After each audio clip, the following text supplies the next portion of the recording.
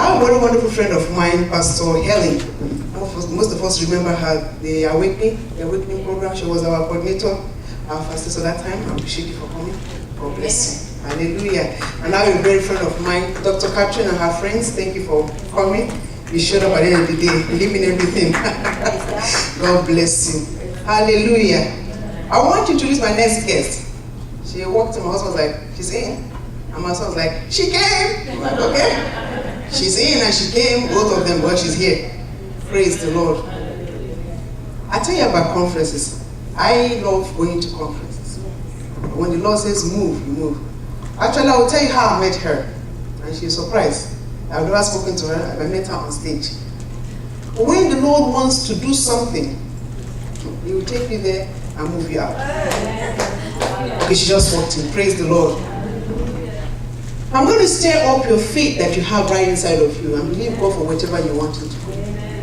There is nothing, absolutely nothing that He cannot do. And there is no way He won't take you to where you need to be to draw. Praise the Lord. I have a bundle of testimony about that. Praise the Lord. I will start with my husband. Because I know they talked about her husband too, because it was like a show thing that day. Well, ours is not like that, the pink impact. Ours is impact or impacting. I met my husband in Ibadan. I've never known Ibadan. But it's a place, I knew it was in the map of Africa, but I never knew where it was. But when the time needed for that marriage to take place, introduction to take place, however I wanted to do it, he took me to Ibadan. And I met him in the church in front of, they call it a grace entrance, and he walks up and down through business. And eventually, they took me to Ibadan. Because I had a father in the Lord that was transferred to Ibadan. And he was supposed to do a magazine, to start a magazine, something like that. And he told me to write and give the name to the magazine. Me, take it. You have these things in you. The Lord knows who to stir, to spark somebody to wake up that thing. It's in there. More than enough. More than enough. More than enough. You have refused to step out because your boat has held you captive. So many boats. I am a living witness.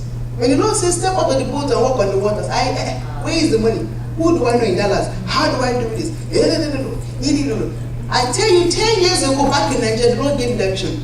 I was doing, people in Nigeria will know. They call it Ogi, Akamu, for those people who know.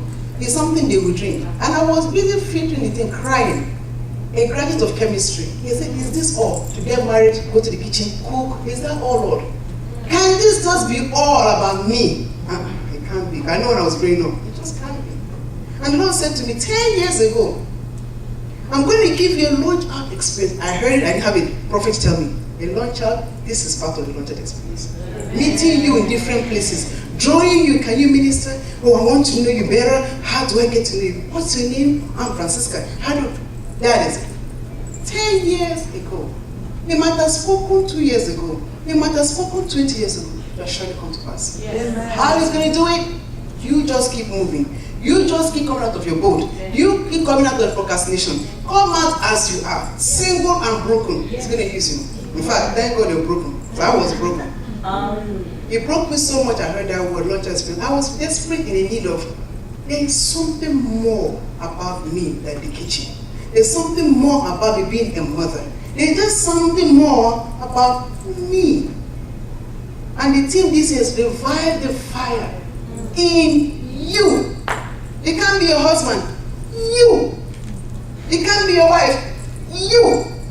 You're an individual going somewhere to happen. So you just cannot end up the way you are. I don't have a job. It's a lie. Pray. That's a job. Pray for a minister somewhere. Pray for somebody that's going. Just pray. And you see God answering. And I went to that program. She's right here. And she made me a witness. In Big Impact, I was supposed to host it like this. But they did the same cups. And I was supposed to sign up for it. And I didn't have the money. Last year. I signed up. And I didn't go. I was in the house. She called me, Sister Charity, she's right there. And he said, oh, please, we went to somebody's house, a neighbor, and she said he's going to pay for us for the pinky pad. Pinky pad is $449. one person. I couldn't afford it. And now here, somebody is paying for 4 women. And I, by favor, was included. Hallelujah. I was not there. I don't live in Fort Worth, I live in Dallas here. I was included by divine because somebody I had to connect somehow. I got connected with your music because you didn't bring the people, but I know you bring them next time. They dance like my son, and I'm like, oh my God. There's so much in you, you thought you've forgotten. I was a dancer, I love to dance. There's so much in you, you've forgotten, you think, the Lord is going to bring it. He knows how to bring it. You're never old for anything. How many of you are 100 years old?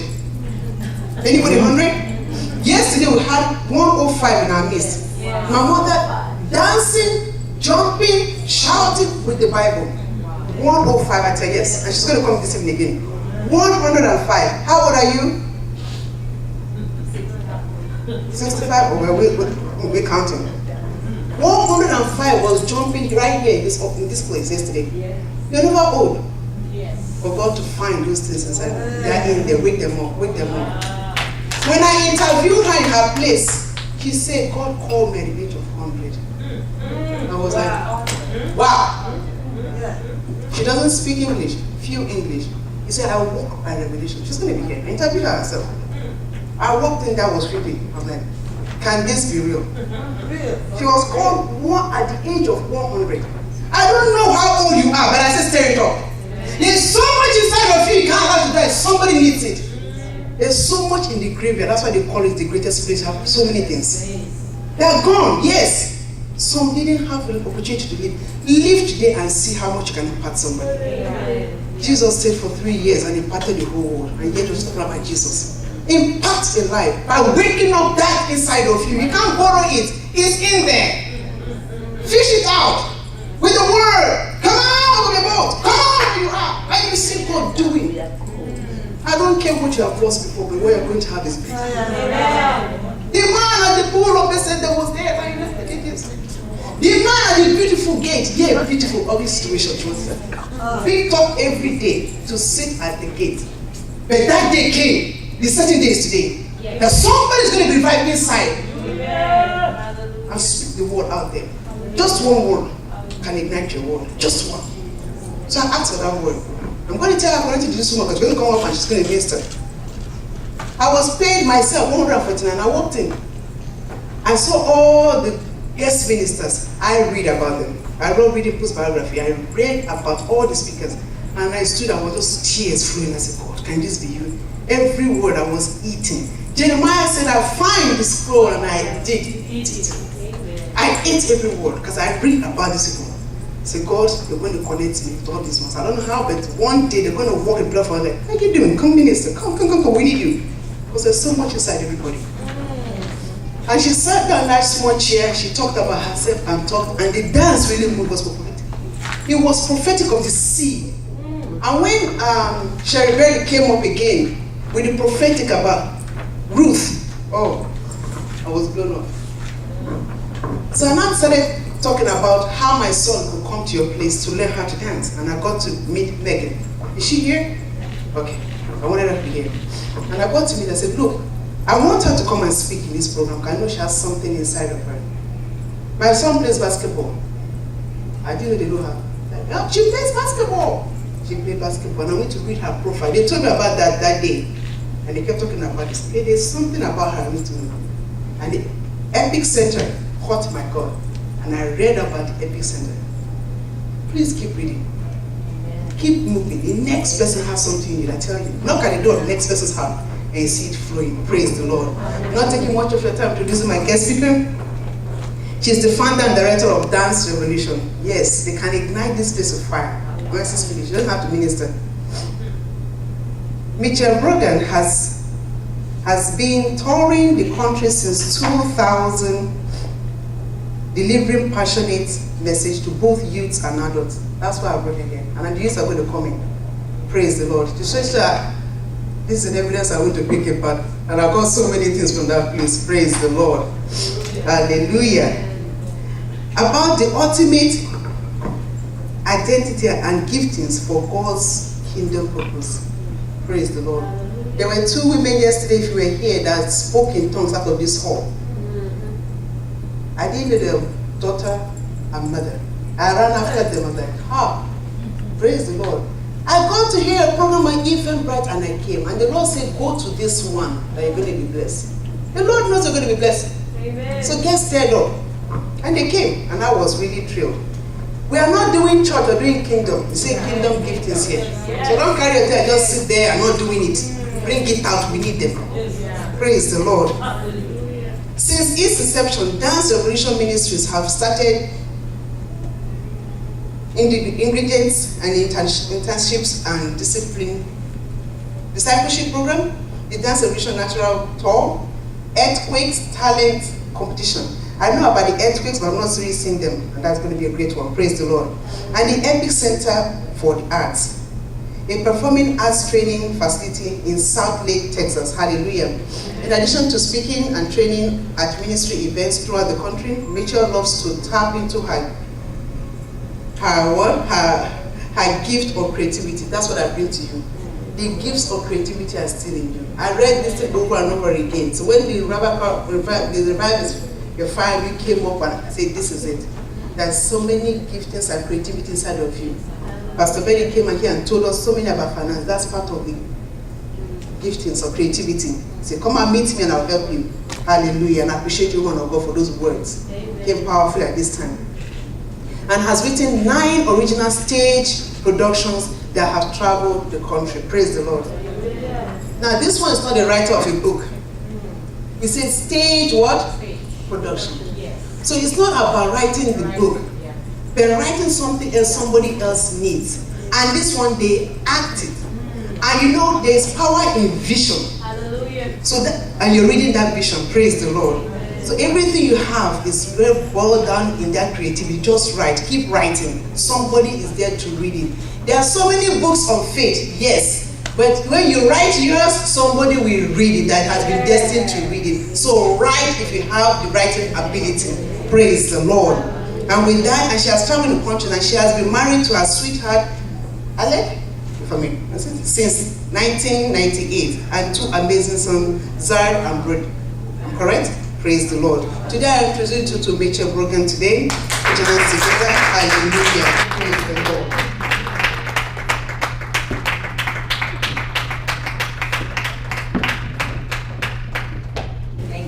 Thank you. I'm so honored to be here. Thank you, Fran, for inviting me. And I hadn't gotten to meet you, but I am excited about being here. I looked at the website and everything on there in Armor of God Ministries.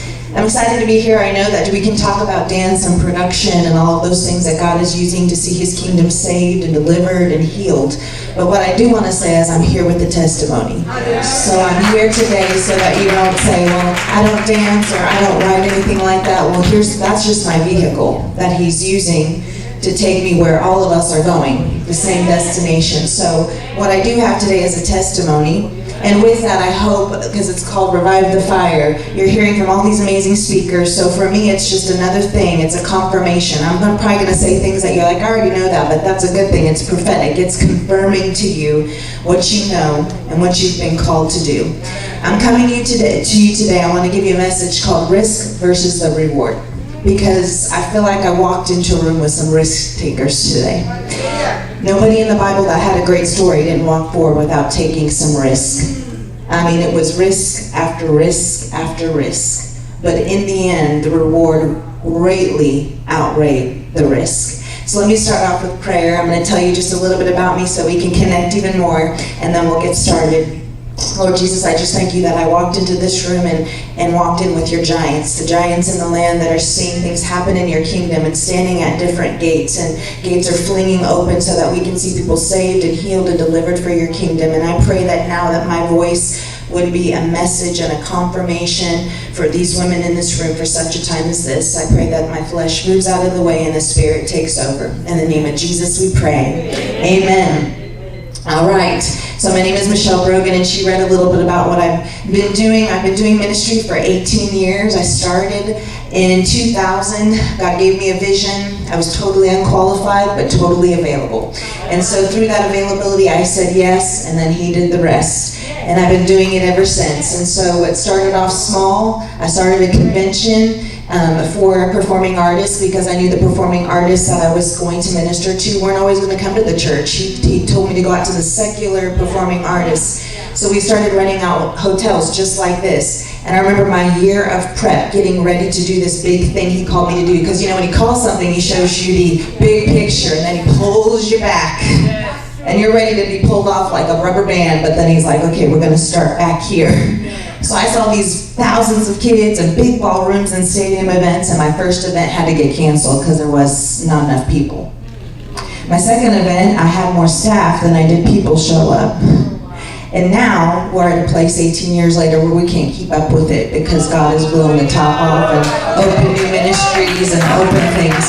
So you can't go based off your situation and circumstance of what you see. You got to go based off the promise. So God's promised a lot of you things, a lot of things, and we can't go based on our circumstances. Just to tell you a little bit about me, I'm not afraid to say it, I just turned 43 years old. I've been married for 20 years. I have a 13 and a 15-year-old boys, and I'm very blessed. Because I'm doing everything I'm doing, and people can look at that as success, yes, let me tell you, I love getting up and speaking after people that give you a word that I'm like, everything I did, I started off by a seed, everything. Everybody's like, what's a success to your ministry? Prayer and giving. Prayer and giving every single time. Our ministry started off by me giving a pair of diamond earrings because I didn't have any money at the time. Put diamond earrings in an envelope at a church because I knew to give. We had been sewing and tithing, but it was a moment where we were so distraught, so broke, and I had to pick my first pair of diamond earrings I ever was given. And the Lord spoke to me at this service, and he said, I want you to put the diamond earrings in an envelope. I'm like, what? You can give earrings? Like, I thought it was all the green stuff. And he was like, put the earrings in there, and I was bawling because I could hear him clearly, and my husband had given them to me. My only pair I ever had, and I looked at him and I said, God told me to get my earrings. He's like, what do they do with those? I'm like, I don't know, I'm just gonna obey. And as I put the earrings in the envelope, God said, do not put another pair of earrings on until I give them to you. And I like bling. So that was like, what? Is that gonna be like next week? So I remember putting the earrings in the envelope. I walked up, I sowed the seed of those earrings at this service, and that night God woke me up at 3 o'clock in the morning. I still have my spiral notebook that gave me the vision for everything I'm doing right now. Everything. I didn't even know what it meant. I just wrote it down and then stepped out and did it. So that was August. No earrings in October, no earrings in November, no earrings in December, no earrings. And I wore all my jewelry but no earrings because he said he would give it to me. My best friends were like, let me buy you some earrings. Nobody knew about it but my closest friends. Let me give you this, let me buy you this. Alec was like, let's go out and pick earrings. I said, no, he said he was going to give them to me. Well, at the time I had a grandmother that every year she thought she was going to die. Every year, next Christmas I won't be here, so I'm going to give you a lot this Christmas because I won't be here. My birthday would come, I'm going to give you a lot now because I'm not going to be here next year. So like 10 years went by, I had like a house and cars because she never died. And so the next year, she's still not dead because Jesus needed her here on the earth. And she's like, well, I'm just going to give my living will out. So I was in Orlando at the time. She was in Tampa. My mom drove me and said, your grandma has a really good present for you this year. She's handing out her will. My mom didn't even know about my earrings because she didn't understand at the time. Now she understands, but it was, you can't tell everything, everything. She pulls up at the house for my birthday that year and she hands me 2 little boxes. And my grandmother had money. And I opened the first box and it was a pair of platinum diamond earrings. I just gave away sterling silver diamond earrings. These were platinum diamond earrings, 2 carats. Handed them to me and said, your grandma wants me to give these to you. I don't know why, but she just thinks she's gonna die next year. The next box I opened was her wedding band. So not only did he give me the earrings, he gave me a double portion of the ring to even signify the promise. You know what I'm saying? So just to let you know, giving is the way. Giving and sowing of your time, not just your money, but financially, that is the way. If you're going to take a risk and you're going to do ministry or business, giving is the way. I'm a person that grew up, I'm an only child. My parents were 38 years apart. They did not tell me they were 38 years apart. They were dishonest with me all my whole life. We were on a trip to Australia, And I was really bored because it's like a 30-hour flight. My dad fell asleep. I grabbed his wallet, began to look through it. I was 14 years old. I had read everything I brought and looked at everything. So I just thought I'll just go through his wallet. I was so bored. And got to his driver's license. And it said 1916 that he was born. And I remember sitting there and going, I know I'm not great at math, but that math doesn't seem right. And so I woke him up and said, is this true? And he said, yes, I didn't want to tell you because I didn't want you to worry about me. Well, of course, that's what happened after that. He was 30. I mean, my dad, if he was alive today, we're in 2017, he would have been 101 years old. So because my dad and mom were that far apart, my dad served in the war. So some people that serve in the war have some things happen to them after they come out. So I dealt with a lot of things with my dad. He would wake up my mom in the morning by pouring ice on her head and beating her out of bed. And some things you see as an only child will affect you. Because I was a dancer, of course, I had body image issues and began to go through eating disorders and a lot of fear in my life and things of that nature. By the time I was 18 years old, I started having what we call panic attacks. Panic attacks started into anxiety disorder, and after about 4 weeks, I had locked myself in the room to never come out again after 6 months. I had to have people taste my food for me because I had such bad mental illness. I had OCD issues and compulsive disorders and tried to, want to take my life, but they watched over me so much and I had to be watched over, and that was where, the devil thought he had me. Yeah. The problem was God had a promise on my life. Yes. And so as I sat in that room on several medications thinking that was it, God visited me in those times. And he reminded me of the promises that he had already called me, and no matter what the circumstance was I willing to take a risk with him. And though it didn't happen in a second, it happened over time. I stepped out of the boat and decided I will walk on water with you. And from those moments is when I started to walk out of that boat that my life was totally and completely transformed, and every fear that I had seemed to just wash away. I would never talk in front of people. When I got married, just to say I do, I had to have an ice pack and 3 fans on me. I mean, my veil was like up here because if I just had to say I do in front of people, I thought I was going to faint. I mean, I do. Who doesn't want to say that? I was anxiety riddled. I was holding on to my ice pack just to say, the devil, he would corner me because he's not prophetic in nature, but he could sense and see, he sees in the spirit because he is the spirit, that there is a call of God in my life. So he's going to back me in the corner however he can and try and steal my voice and try and put me in a corner with fear so badly that I thought I was going to just die. This girl, this is my best friend of 22 years. She was with me when I was going through all that, and that's why she gets emotional, because it is emotional to see somebody like that and then see them now totally out of the dark. So I just wanted to give you that part of my testimony just so we can connect to know that God can do anything with anybody based on availability, not accolades. I can have a resume now, but back then I had no resume. My resume was, I'm mentally ill, they want to lock me up, I'm suicidal, I have OC, all of, who am I going to give that resume to? Well, I gave it to him. And what he did with it was say, I'm going to take you and use you. So he did. And so right now, I'm just with a group of ladies. When I walked in, I was like, why do you have me here? These are the giants of the land. What am I going to say to them? And he said, just tell them your testimony. Because I'm calling them after this conference, and you guys are already risk takers, but risk goes, things go from glory to glory. So my risk of the earrings then became a car. Then it became a house. Michelle, go give that person your car. Well, they have a car. They don't have your car. Go give them your car. Then the next time, it's another car. Then the next time, we get settled on the little things, the earrings that day, and now he's called me and my husband to do things above and beyond where I could ever even think that I would go. And it's just like you guys, you've taken risks, but God's about to call us. Walking on water was a big risk. Walking on water, no one had ever done it. No one had ever seen it. And that's what he's calling us to do as women of God, is doing things that no eye has seen, no ear has heard. Why would we do what everybody else around us does? He won't need us. He calls us to do something unique and different for such a time as this that no one else has ever done. I have mentorship. I don't have anybody in front of me doing what I'm doing because I pioneered it. He's looking for pioneers. So we can have women come and encourage and empower us. But some of you are going to be called to do some things. You can't find a book to find out how to do it because he's calling you to do it, to be the pioneer. He's calling you to do it.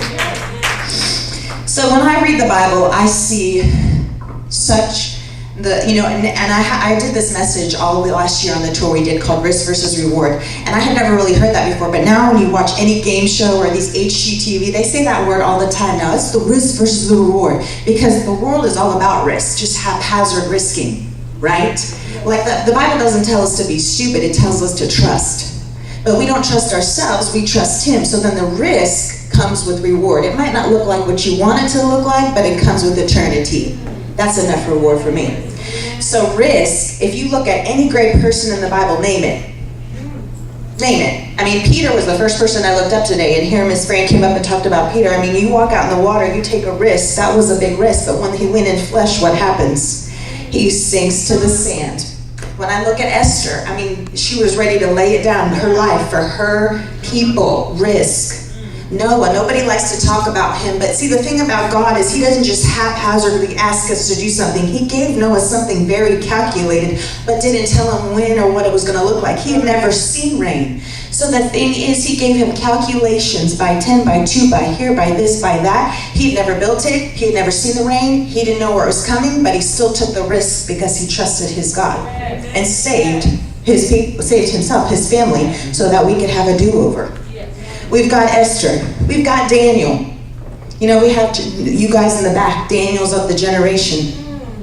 You know, when everybody's doing one thing, you got to step out and do. If it's not going where God says it's going to go, you got to go to the king and be like, can you just trust me for a second? Yes, I'll try and eat something different and see what happens. I mean, that was risky for Daniel. But he's looking for some Daniels. Risk. I just feel like we get to the place where we trust God with certain things. You know, money is always a hard thing to let go of. But some of us get good at giving the money because we see Him pay off the dividends with that. But sometimes the risk is more about your fear of failure. Because sometimes we want to protect God's reputation. You know what I'm saying? Like, we're going to protect His reputation. Like, sometimes when I don't feel like He's coming through, I'm like, you're going to look bad, God. I hope you come through. Because I just told everybody this was you, and He was like, you don't need to protect me because my timeline isn't the same as your timeline, and you're not going to need to protect my character, so go ahead and take the risk and do it and trust me in it. So I just wanted to come to you and say, listen, God's looking for some risk takers today. And in the Bible, it talks about many of them. I want to read you this really quick. I've got some scriptures, if you have your Bible. Ecclesiastes 11, 4 through 6. Farmers who wait for perfect weather never plant. If they watch every cloud, they never harvest. Light is sweet, how pleasant to see a new day dawning. When people live to be very old, they rejoice every day in life, but let them also remember there will be many dark days. Everything still come to meaningless. Let me go back to this verse in 4 through 6. Farmers who wait for perfect weather never plant. If they watch every cloud, they never harvest. Just as you cannot understand the path of the wind or the mystery of a tiny baby growing in its mother's womb, so you cannot understand the activity of God who does all things.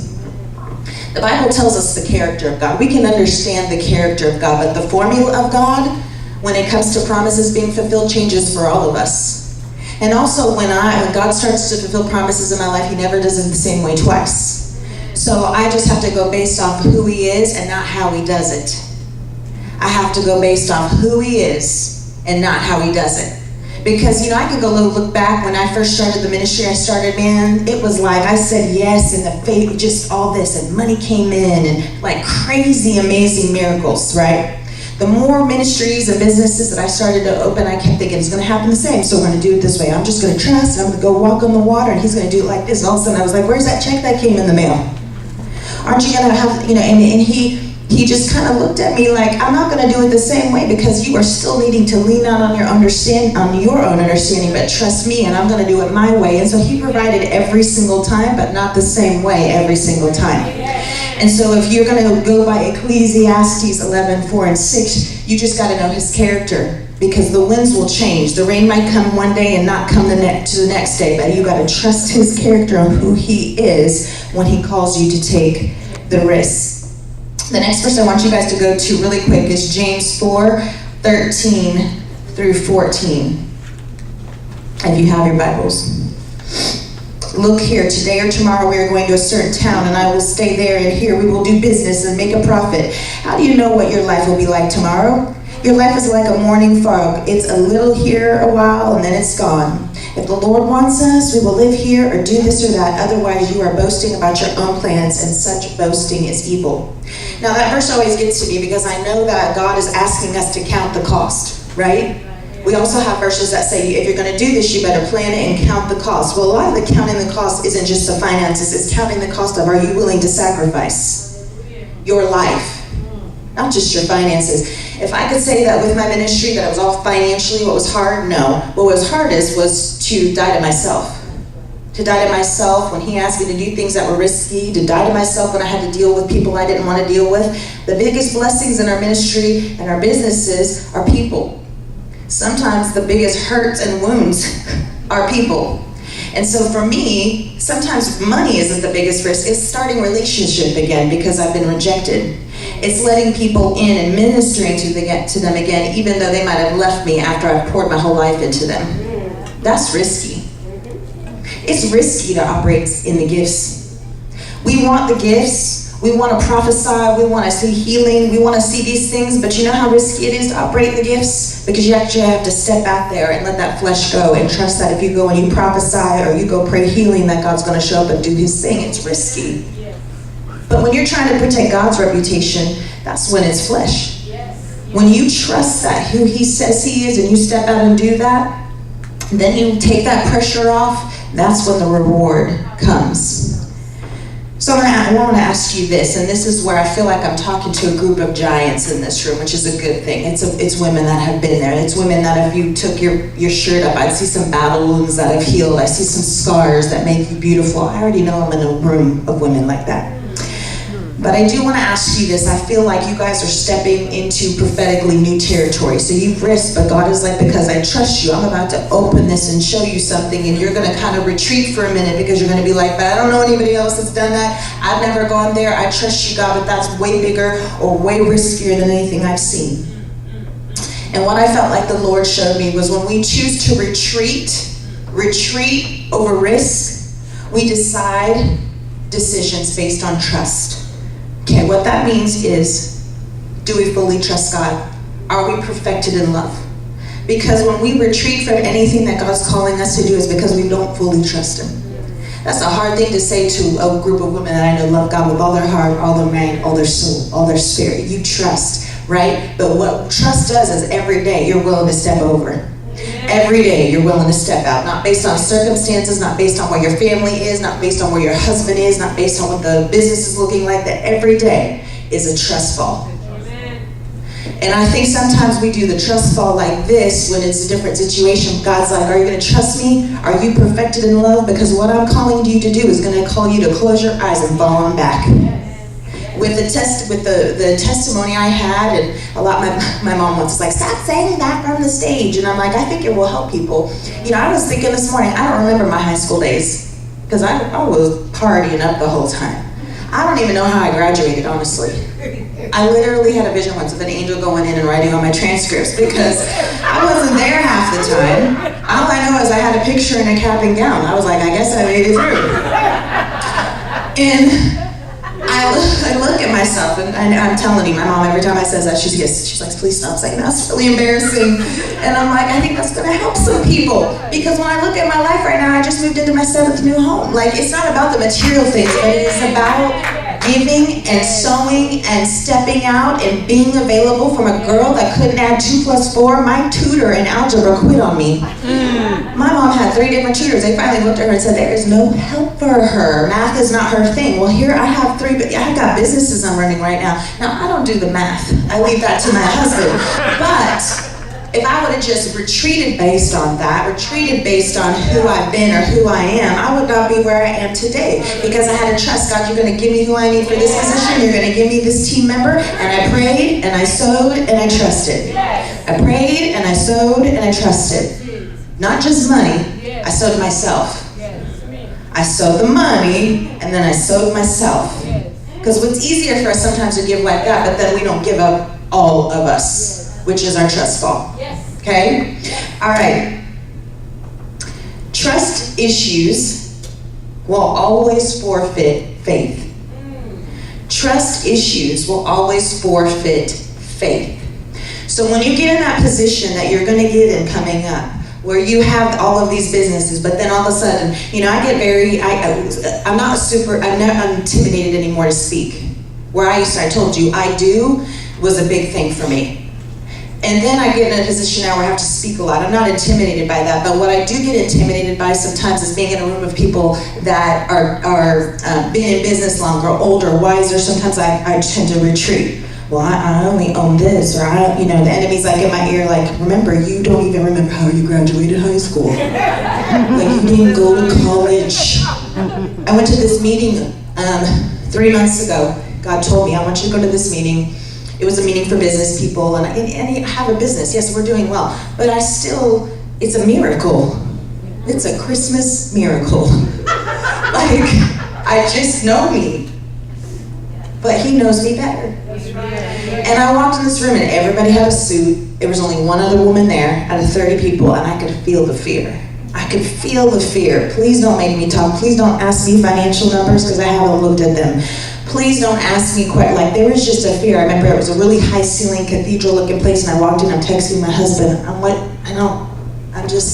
He's like, girl, this is what you teach and preach about the identity, the favor of God, the availability of what he does when you trust fall every day. So I was like, and I walked in, and I sat down, and the guy running the meeting looks right at me. He's like, stand up and tell us who you are and what you do. Oh, Jesus. Because everybody there has businesses in India and Europe, but I have a performing arts complex. Those men leaned in and listened to me for about 15 minutes straight. They're like, stop the meeting. What? How'd you do this? How'd you do that? And I was so wanting to retreat based on trust, which then stems from faith, being in a weak place.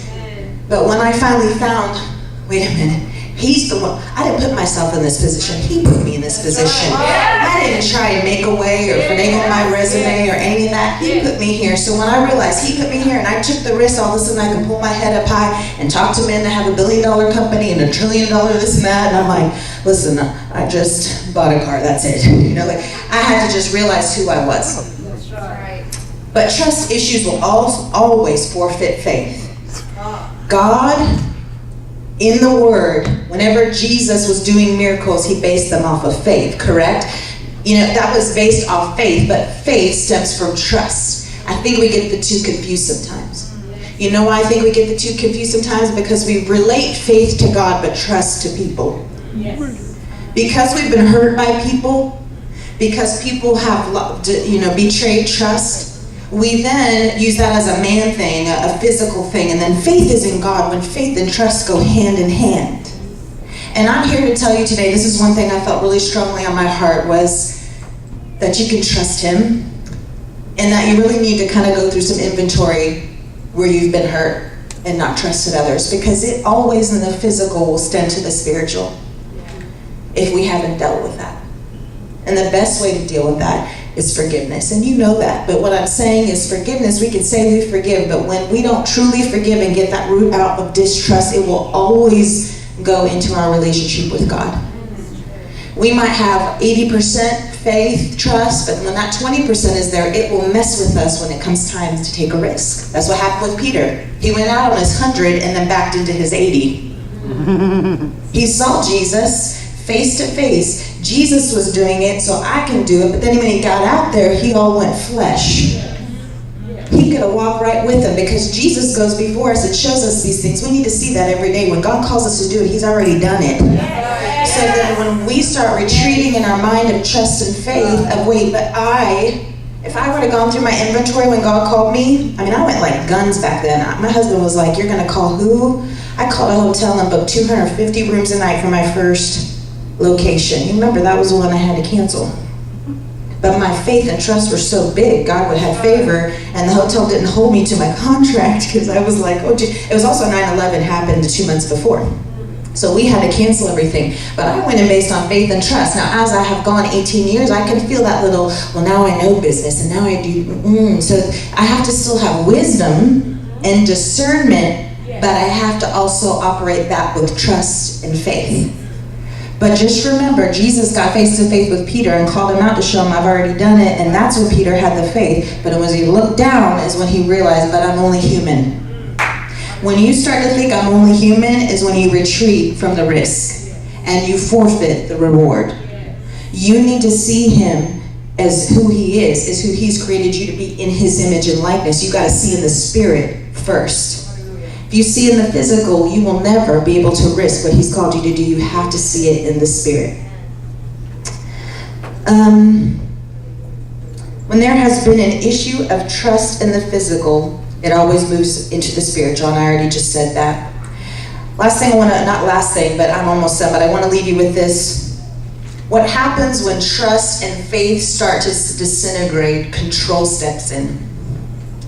God is in control. He's in control of all things. We know that statement. It's easy to say. But sometimes when that faith and trust get messed with, we start to control. And so what I want to just warn us of is when God starts calling us out there to do these things that no eye has seen, no ear has heard, if we try and hold on to any kind of control, we are not letting him fully in control. Now, it's easy to say that, and you've heard that, but you've got to take inventory on what you're trying to control, especially when it comes to people. Because we want to give God control of us, but then when he starts bringing the people into the picture, the people we want to minister to, the people he's bringing us on our team, that's when I can feel my grip and control. Because I'm like, wait a minute, God gave me this vision, it's supposed to look like this, but then I got to trust people to step in and carry it out. That's when I start getting control issues. Because you can trust me, but I don't know if I can trust them. He's like, you don't need to trust them, you gotta trust me, and for trusting me, I'm gonna work with them, and then the thing, it's not like this, it's like this. So we have to be careful to relinquish the control. I was saying earlier that we are living in a nation that is all about risk. All these house flipping shows, my kids they love game shows. They're into this new one called The Wall. Have you even heard of The Wall? I had never heard of The Wall. Basically, they take these people that are doing amazing things in the community and they bring them on the show and they can offer them up to $12 million, all by answering a couple simple questions, and they have to put the ball in the right slot and then it bounces down this wall and it can be $1, $10, or $1 million. And the one statement I hear over and over when they're asking these questions is, are you all in? Are you gonna take the risk? Yeah, I'm all in, I'm taking the risk, I'm gonna take the risk. And I watched this guy the other day go from 5 million to 0. And I thought, so easy for him to keep putting those balls in that machine to drop down to take the risk when it comes to money. But if each one of those questions was, will you step out? I want you to go to Africa, build an orphanage. I want you to, would you keep putting those balls in so fast and risking it? Or would you be like, hold up, so what, wait a minute, hold on. Let me have an inventory, Lord, of what that looks like. What's the timing? Can you bring them with me? How are you gonna pay me for this? How am I gonna get there? No, but when it comes to somebody else giving you money, somebody else's risk, that guy's popping those things in, just taking all these risks. I mean, these shows with the houses, you know, they want to flip them and they're like, you know, we're going to shoot this, we're going to flip it, we don't know what the market looks like, and So easy for the world to take a risk, but us, as people of God, is some of the hardest things to take risks because of our trust and our faith are not matching up. Now, I know that's none of you, but I'm going to tell you, before I came here, when I prayed, I had never even met. I didn't know much, and I was like, what am I doing? And God said, I'm about to take these women, not out on the lake. That's where Peter went. He just went to the lake. He's taking you into the ocean, where you can't see the land, and you can't look to somebody else to be like, who else did this? I want to know their formula or how they handled it, because he's like, no, you're pioneering this, because I can't find anybody else to do it, so I'm going to trust you. Will you trust me? That's the woman I came to talk to today. That's the young man I came to talk to today. Those people. So when you can say, I trust God, and you feel like this, I want you to take this inventory when time comes of, is your trust been broken? Are you putting your trust and your faith separately when they are the same thing? Is control a part of this? All of that means you're all in, is when you relinquish and surrender all of that. That's when you take the risk. And that's when the reward will always outweigh the risk. The thing about taking the risk is God does not show you the reward. These game shows, they show them right away, this is the money you could have. God doesn't come to you and show you the reward. If I would have known now the reward I'm getting paid off, none of it financial, for what I'm doing right now, when I see thousands of kids and teenagers and adults getting saved, healed, watching cysts pop, watching eyes cross, uncross, watching people that couldn't get pregnant pray over them. A year later, they come up and bring me their baby. I mean, who could get paid back for that? What the, like every risk I ever took, for earrings first, for losing all my friendships because they were like, we can't hang with you because all you do is want to minister. You go spend your time on Sundays going to your neighbor's house when we want to go out to eat and watch this movie. Oh, wait a minute, you're pastors. We know, but we got the money to do this, so we're going to go do it. We're going to go watch a rated R movie. We're going to go drink some wine. Why don't you come with us? No, actually, I'm going to go talk to my neighbors and invite them to church. All those things where my friendships started disintegrating, and even family members started walking away because they were like, why are you doing this? Your husband actually was a professional golfer. He gave up his PGA membership to go help you do this dance thing. So we didn't lose just friendships. We didn't just lose family members. I mean, we gave it all up. The reward I get paid back on now, yes. Are the financial benefits awesome? Sure. But listen, the spiritual reward always will outweigh every risk I've ever taken. Every time. Every time. So this is what I want to leave you with. Number one is take courage. Deuteronomy 3:16. How many times in the Bible does God say, do not fear, take courage, for I am with you. Do not fear, take courage, for I am with you. Any great feat that God called people to do in the Bible began with that preface. And we know that, but God has called me, He called me to Texas, He called me and my husband here. My kids were 1 and 3. Everything we had was back in Florida. We were at a church that gave me TV studio time, that gave me space. I mean, they'd call us up on the weekends, put $40,000 in our ministry account, like everything that you could think looked good and like favorable. And then God was like, I need you to move to Texas. Well, I'm sorry, who do you know in Texas? I don't know anybody in Texas. What church are you gonna go to in Texas? I don't even know of a church in Texas. And we had to pick up everything. Pack up the U-Haul, pack up the car, and just drive. Sell the house. My mom looking at me going, you didn't hear from God. My family going, you didn't hear from God. What's God got for you there? Well, He didn't show me the rain when He told me to build the ark. He just said, get on the boat and go. When I got here, was it the first week that I felt everything fall into place? No, I sat in the corner of my bathroom and cried every single night. I'm just being honest. Cried every single night. You brought me to this dark place. Why would you call me to go out here? You're just going to use me for your glory. You're just going to try and, like sometimes we get this punishment, big time mentality that God used to punish us like Job to show the world His glory. That's where I got into pity party again. I'm going to go be locking myself in the room again because I hate it out here. And slowly but surely, every morning I got up out of bed and said, okay, I'll walk on water with you this morning. Amen. Every single thing I look at in my life right now is it wouldn't happen if I wasn't in Texas. It wouldn't happen. Now my mom moved here. She finally realized, oh, you did hear from God, so I'm going to come here. Maybe God help me while I'm here. So everything falls into place. Not everything has been easy, but everything in the last 10 years of being here, I can't even explain what's happened in 10 years from just sheer risk, obedience, surrender, prayer. We sowed a seed in the ground. We sowed us in the ground, and we drove on here. So take courage. Number 2 is relinquish control. Relinquish control. I don't know what that looks like for you. That could be your finances. That could be your family. That could be your friendships. That could be mindsets. Negative thinking to be able to pursue the things He's called you to do. Could be the past, because I started a business like that and it didn't work. Or I started a relationship like that and it didn't work. Relinquishing control and moving forward in surrender. And the last thing we need to do as we go into risk versus reward is treasure the unseen. 2 Corinthians 5:7, I walk by faith and not by sight. You know, that's my husband's email address. When I first met him, we didn't email back then. We didn't even have phones to text. It makes me feel really old.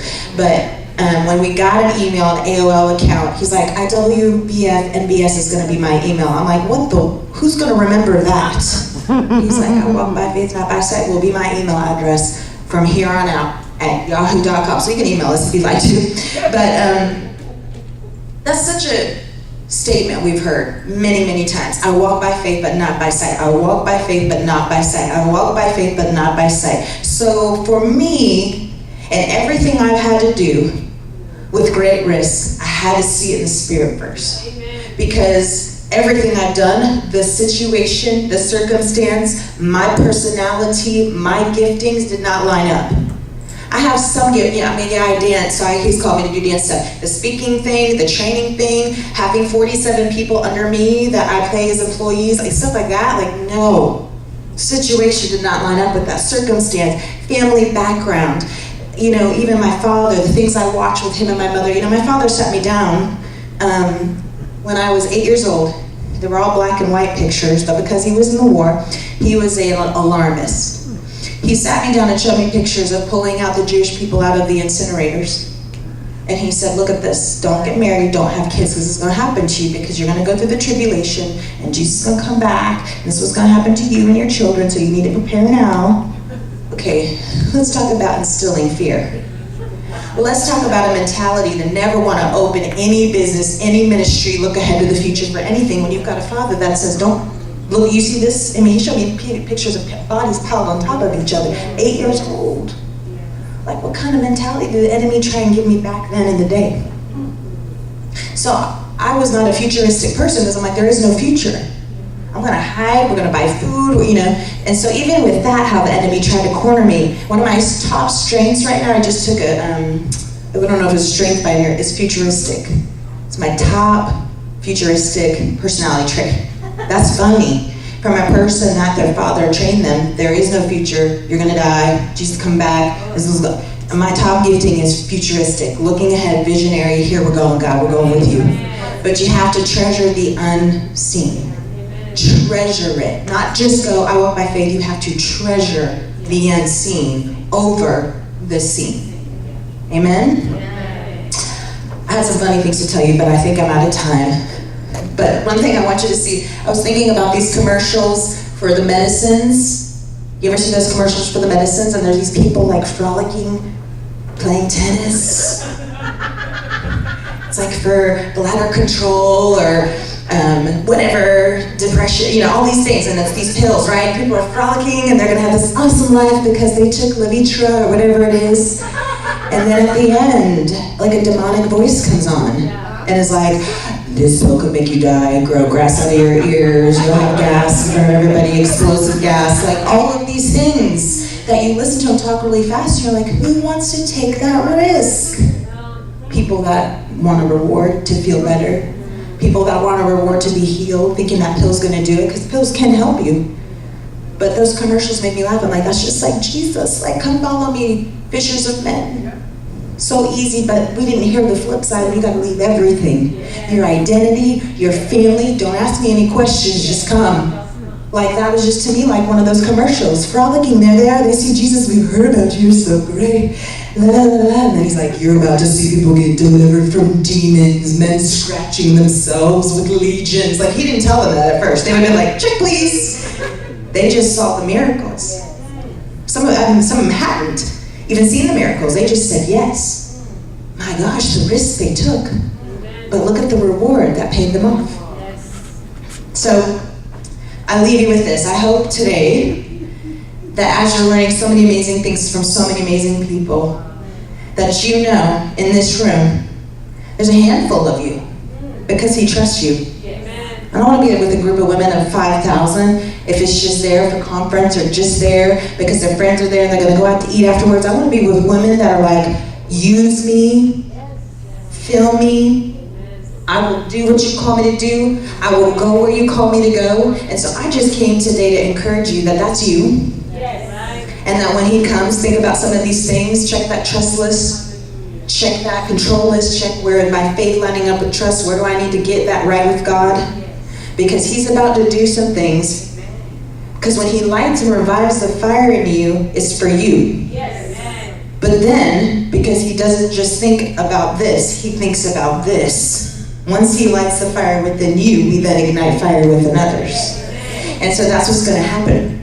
100% believe that. Because you sowed seed in the ground. Miss, I don't know if I can call you Fran, but because you sowed the seed too. That is what's happening, is all I see in this room. I talked about it at Pink, is there's seed in the ground. Jesus was the first seed. We are now the preceding seed, and from us should grow fruit.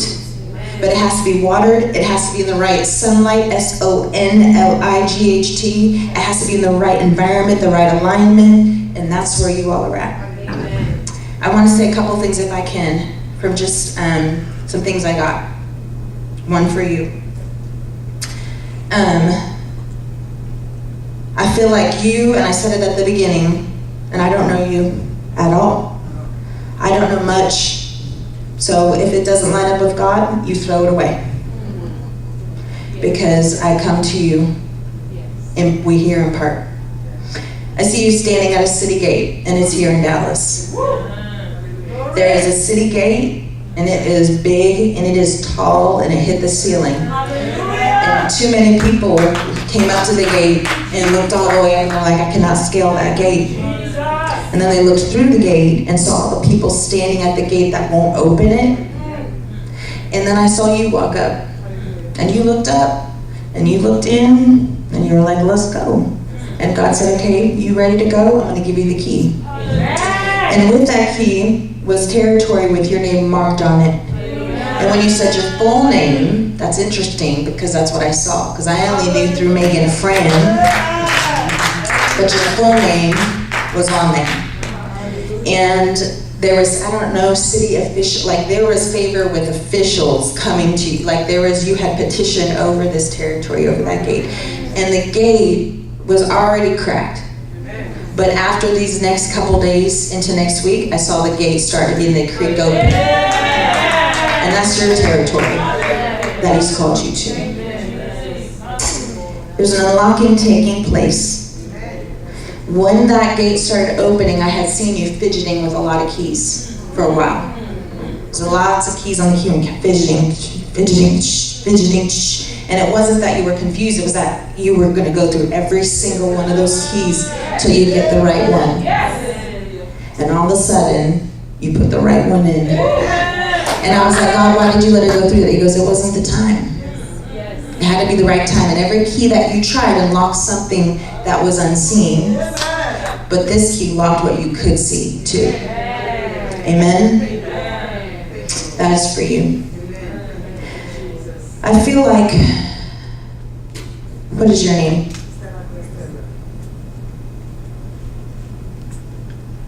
So, Deborah, there's I don't know what it's called because remember I did not do well in high school.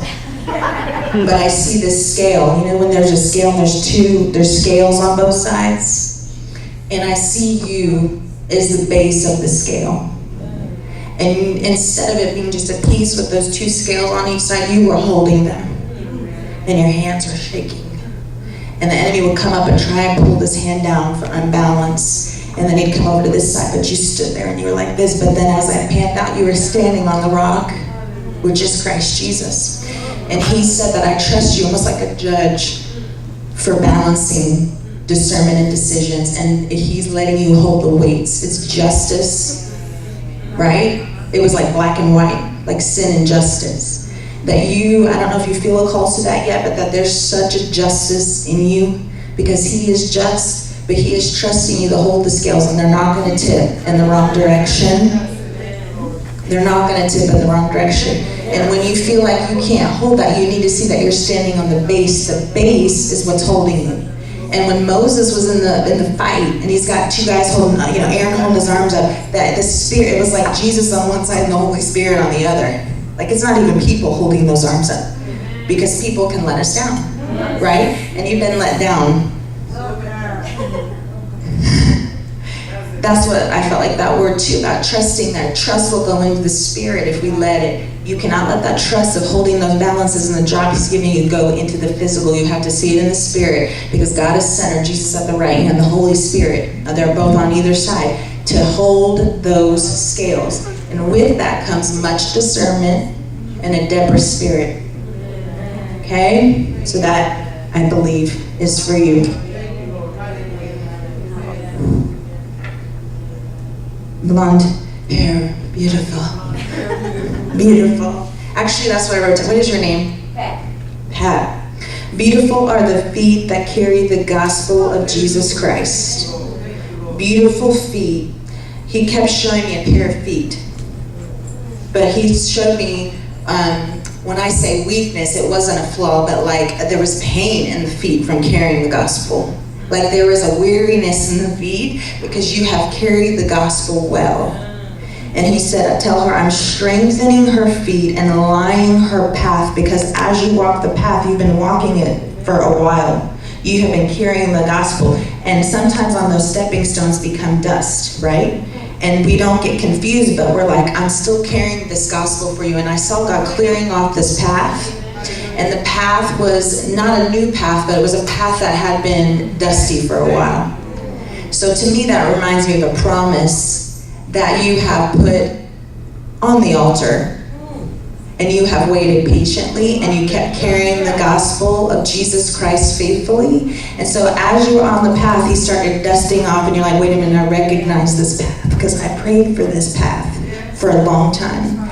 And through that, I saw healing for your body, because I felt like it was up into your legs, up into your back, that every step that you were taking on this new path, that healing was coming and strength to you. But it was going to, every step you took was rejuvenating to you, because you thought that that promise had been just kind of like, I'll lay that one down. And God's bringing that back to you, I believe. Don't know what it looks like, but you do. And healing is coming through that, to your body. In Jesus' name. Amen. Black shirt, really cool looking bracelets right here. What is your name? Teresa? So I got the word promotion.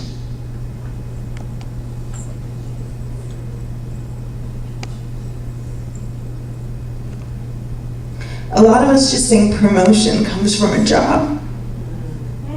But promotion happens in the spirit first. Because everything we're doing here, when we line up with what he says, it is our eternal position. We're just getting ready for it here. We fail to see that. And so for me, God showed me what I'm going to do in heaven. So that's why I do what I do so well here. Because I'm like, I want you to put me there in heaven. Like, I want this to go on forever. I want to be a great choreographer.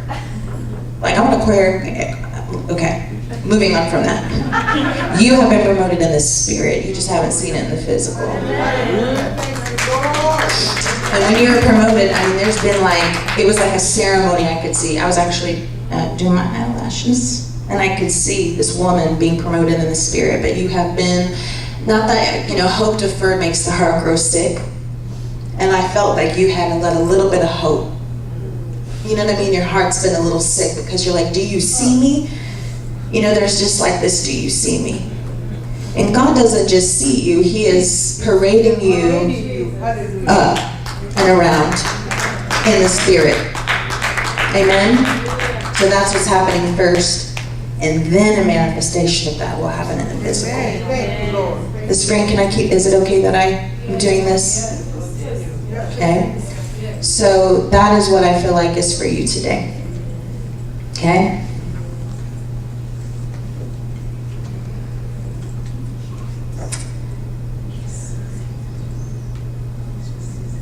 The last one, I feel like this, you three, it's not that I'm not sure, I just keep hearing the same thing. I actually had to ask my husband today what a civil war was. I mean, I know what a civil war is, but like, give me the details of a civil war. Of like, it's when, our own team goes against each other, right? Like, we know it is a civil war. Of course, we studied that in high school and things like that, but there was this civil war, and I didn't quite understand that. But then I saw it in the spirit, like almost opposing forces to distract what God was doing. But it was a familiar spirit. So when there's a familiar spirit, it looks like and tastes like sometimes God, when it's really a distraction. That's why when Satan came to eat Adam and Eve in the garden, he didn't come in his red cloak and all this. He used the word half-truth. Half-truth, but half-truth, right? He came to Jesus in the desert with a half-truth. And so I feel like that every time I was praying, and up here, the three of you are just like these powerhouses of just, there's a civil war in the spirit, like even demonic, that is trying to distract what God is doing and trying to make it look like God. The Bible says in Revelation, even my very elect, That verse scares me more than any verse besides the sheep and the goats. Those are 2 verses I'm like, please take those out. But that because the call is so high, that there is a civil war. There's actually, it's like the angels they're not fighting with each other, but they are like manning up because there's this thing happening that's trying to make it look like God, to distract the very thing that is God. And it's going to take a high discernment level to see that. It's a discernment of the spirits, because you have been called to that place to be able to discern right and wrong, to discern what is God and what is not, so he will use that against that gift, okay? So that just shows me too the high call of Christ Jesus. Hallelujah. That there is actually, when the demonic have to come and they're almost coming against each other because of the fear. Because there's just this thing that God is saying, keep looking your gaze at me, because even though it looks like God, I've got the real thing. Does that make sense? That one was a tough one, but I kept hearing that one over and over, and it's just the 3 of you have just this similar discernment, prophetic gifting that's going to take that high discernment factor to go to that glory that God's taking you. Amen. Can I just stay with you guys all day? You guys are amazing. I hope what I had to say resonated and is going to help you in what's ahead. Amen.